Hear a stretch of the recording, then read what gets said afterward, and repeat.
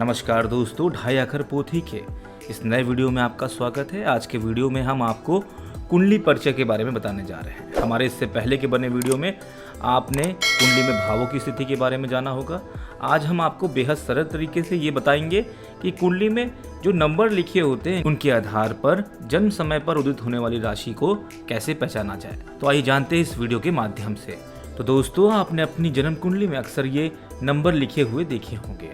जैसे इस जन्म कुंडली का अगर हम उदाहरण लें तो यहाँ 5 नंबर लिखा हुआ है। 5 के बाद घड़ी की विपरीत दिशा यानी एंटी क्लॉकवाइज में हमें नंबर देखने को मिल रहे हैं। 5 के बाद 6, 7, 8, 9, 10, 11, 12, 12 के बाद वापस 1, 2, 3, 4। प्रथम स्थान यानी प्रथम भाव, लग्न भाव जिसे कहते हैं, केंद्र भाव जिसे कहते हैं।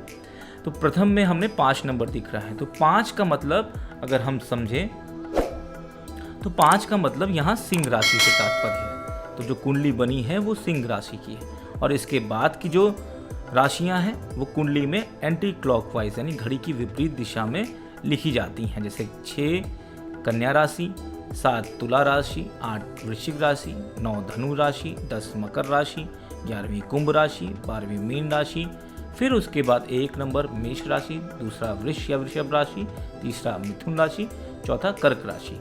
तो अगर आप कुंडली को देखेंगे तो कुंडली में इन राशियों का नंबर जो लिखा हुआ है वो राशियों से ही जुड़ा हुआ है। यहाँ सिंह राशि 5 नंबर यानी ये सिंह राशि। लग्न भाव अगर देखें प्रथम भाव में सिंह है तो ये सिंह राशि की कुंडली है। इसके बाद यहाँ अगर 1 नंबर लिखा होगा तो वो मेष राशि हो जाएगी। उसी तरह अगर वहाँ 2 नंबर लिखा है तो वो वृष राशि की कुंडली हो जाएगी। तो यहाँ नंबर लिखे होने का मतलब ये होता है कि वो किस राशि से संबंधित कुंडली है। तो ये उदाहरण है।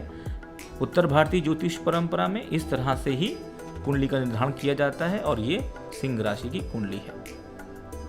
आज के इस वीडियो में हम आपको भावों की संख्या के बारे में भी बताएंगे।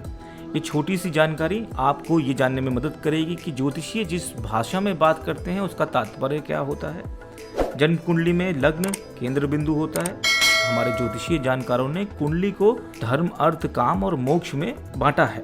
इसमें जो भी 12 भाव हैं उसमें 3-3 की संख्या में भावों का निर्धारण किया है। जैसे धर्म भाव की अगर हम बात करें तो कुंडली का पहला, 5वां और 9वां भाव धर्म भाव से जुड़ा होता है। इसी तरह अर्थ भाव की बात करें तो अर्थ यानी आर्थिक स्थिति 2, 6 और 10वें भाव से जुड़ी है। काम की बात करें, काम भाव की या काम की संख्या की बात करें तो 3, 7वां और 11वां भाव जो होता है वो जातक के काम भाव से जुड़ा होता है। काम का अर्थ यहाँ व्यक्ति की कामनाओं की पूर्ति, उसकी लाभ, समृद्धि और इच्छाओं के बारे में और किस तरह से सफलता प्राप्त करता है उससे जुड़ा हुआ है। और मोक्ष की अगर बात करें, देखिए किसी भी व्यक्ति का जो मूल उद्देश्य होता है वो मोक्ष की प्राप्ति होती है। वो स्पिरिचुअल की तरफ जाने लगता है। तो अगर हम देखें तो मोक्ष की प्राप्ति के लिए 4, 8वां और 12वां भाव जो है वो जातक की कुंडली में मोक्ष भाव से जुड़ा हुआ रहता है। छोटी सी जानकारी है। इसके अलावा अगर हम आप देखें भावों से पहले, दूसरे, तीसरे भावों का क्या अर्थ है ये आप हमारे पिछले वीडियो में भी देख सकते हैं। लेकिन भावों के आधार पर ज्योतिषीय भाषा में अगर हम देखें तो वो केंद्र भाव बाकी भावों के बारे में बताते हैं। आपने कई ज्योतिषियों को उनकी भाषा में जैसे केंद्र भाव, त्रिकोण भाव, पणफर भाव आदि संज्ञाओं का प्रयोग करते हुए सुना होगा।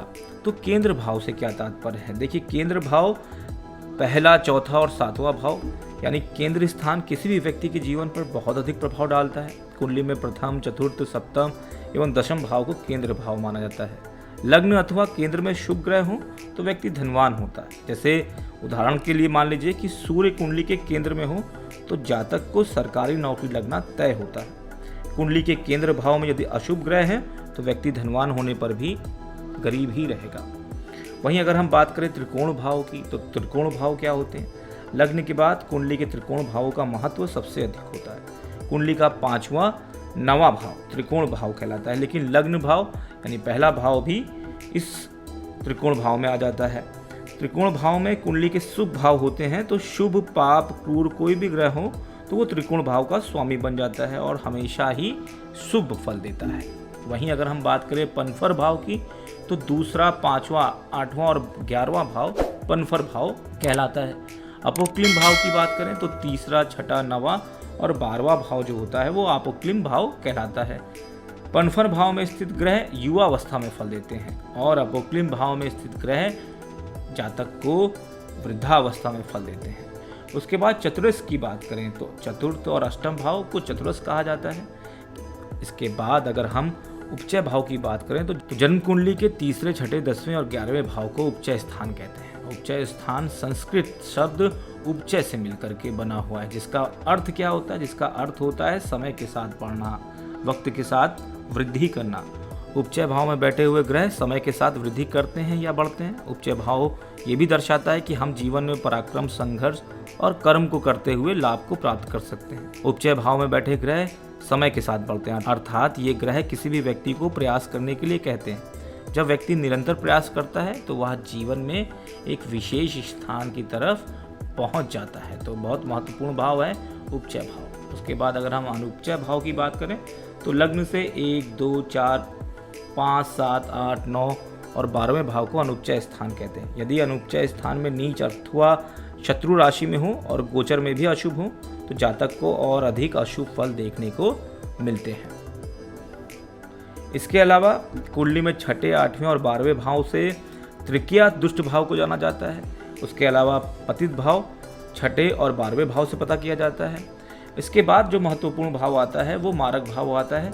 सप्तम और द्वितीय भाव को मारक स्थान या मृत्यु स्थान कहते हैं। इस भाव से रोगों का भी विचार किया जाता है। ज्योतिष गणनाओं में मार्केश का अर्थ मृत्यु तुल्य, यानी जन्म कुंडली में जो ग्रह मृत्यु या मृत्यु के समान कष्ट दे उन्हें मार्केश कहते हैं। उसके बाद आयु भाव की अगर हम बात करें तो कुंडली में तीसरे और 8वें भाव में जातक की आयु के विषय में ज्योतिषी गणनाएं की जाती हैं। तो दोस्तों, हमारा ये संक्षिप्त सरल ज्योतिष पर आधारित ये वीडियो आपको पसंद आया होगा, इसकी हमें उम्मीद है।